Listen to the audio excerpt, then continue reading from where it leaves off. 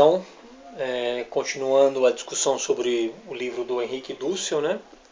Política pela Libertação, a gente vai começar a analisar o capítulo 1. O capítulo 1, Dussel vai mostrar de maneira geral outros povos além do grego, outros povos antigos além do grego. E aí ele vai mostrar que antes dos gregos havia outros códigos legais, né?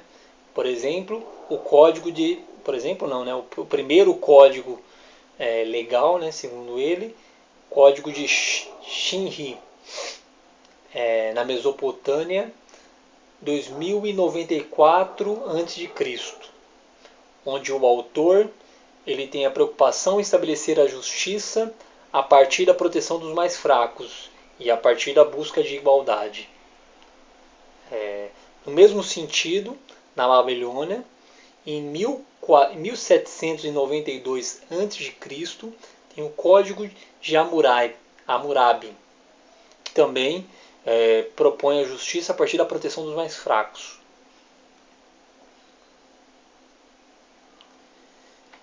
Então ele vai destacar 4 impérios antigos que tiveram o cavalo e o ferro como seus organizadores e que permitiram a sua expansão, né? O Império Chinês, o Império Indiano, o Império Irânico e o Império Ocidental, né? Grego, romano, fenício, né? Começando pelo chinês, ele vai dizer que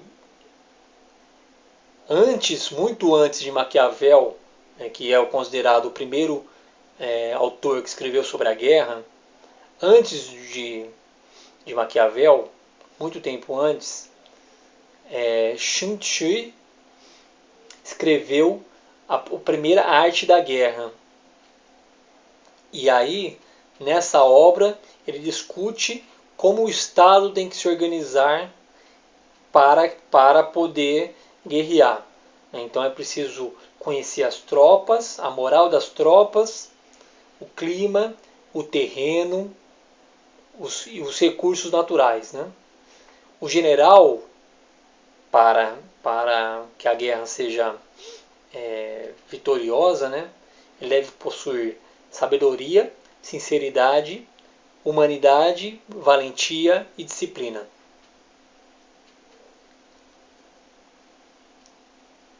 Dussel diz também que na China antiga havia muitas escolas filosóficas e dessas escolas filosóficas surgiram muitos filósofos, né? Entre ele Confúcio, Tszeng Tzu, Tao Te Ching, entre outros, né? Daí ele dá o exemplo de crítica de Confúcio ao estado de guerra que era vivido, né, na China. E ele critica a agressividade dos nobres guerreiros. Uma coisa que eu acho que eu quero destacar aqui nesse capítulo, né? Estou aqui perto da página 43 da tradução brasileira. Dussel fala um pouco sobre a diferença entre a guerra dos chineses e a guerra dos gregos. Os primeiros, os chineses, observam as tendências, os desenvolvimentos daquilo que está acontecendo, enquanto os gregos preferem a previsão, o cálculo, a probabilidade do que algo vai acontecer. Eu acho que isso é significativo e talvez isso seja uma das diferenças entre o Ocidente, que seguiu o grego, né, e o Oriental, que seguiu o chinês, né. Bom, na página espanhola 43 e na página portuguesa 53, ele começa o segundo pensamento político, que é o indiano, né.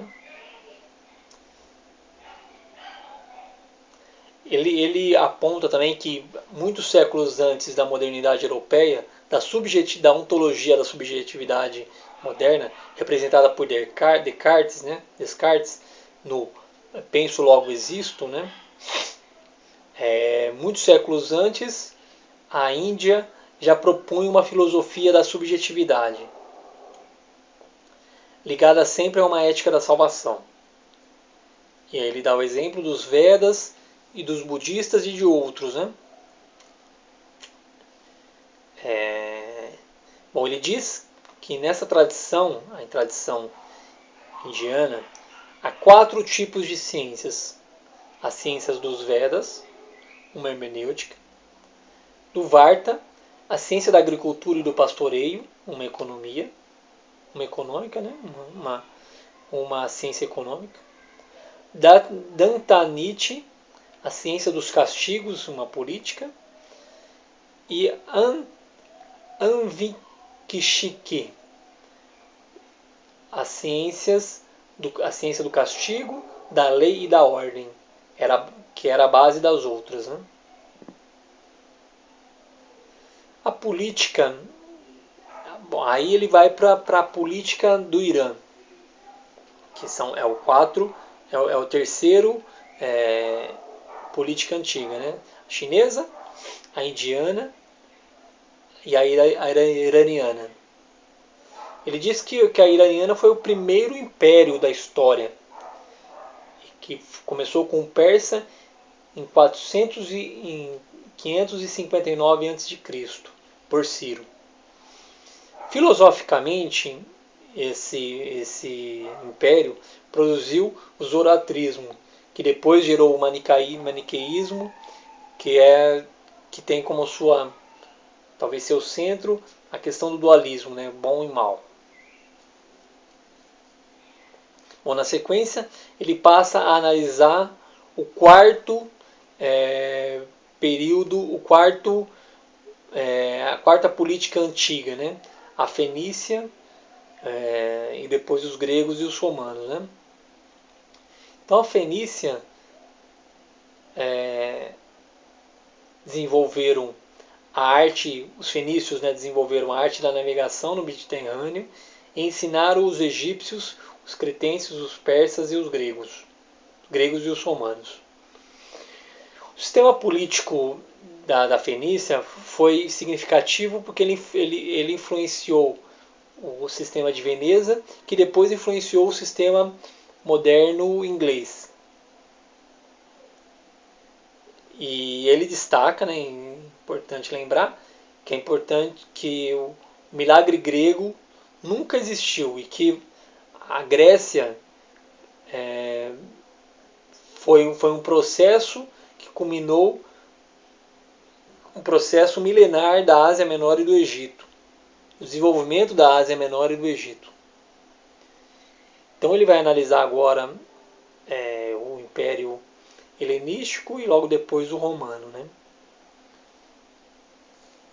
Em relação à Grécia, ele começa citando Tarciano, que num discurso contra os gregos, diz que os gregos tomaram dos babilônios a astronomia, dos persas a adivinhação, a geometria dos egípcios e o conhecimento do alfabeto dos fenícios. Portanto, os gregos nada mais fizeram do que imitar outros povos e não criar coisas novas. Bom, ele vai na sequência para o Império Romano.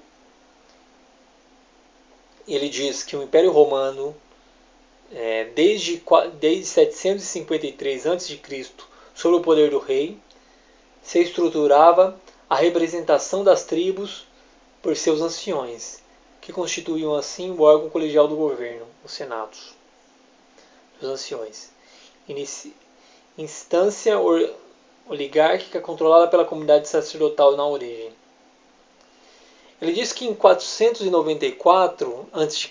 ocorreu a primeira rebelião e em 451 a Lei das 12 Tábuas. A primeira e segunda lei tem relação com a organização e procedimento judicial A terceira, as normas contra os inadimplentes. A 4, a pátria e o poder. A quinta, sucessor da tutela. A sexta, a propriedade. A sétima, a servidão. A oitava, os delitos. A nona, os direitos políticos. A décima, o direito sagrado. E a 11ª e 12ª são os complementares. Bom, o sistema político romano, por conseguinte, se apoiava numa forte organização militar, em primeiro lugar, e era preciso caçar escravos em outros povos. Em segundo lugar, fazia-se necessário conseguir o controle sobre o território itálico. Em terceiro lugar, a expansão fora da Itália, Cartago, Sicília, África, permitindo a presença de Roma como potência mediterrânea. Então esse capítulo 1 acaba, né, com a Roma. Né?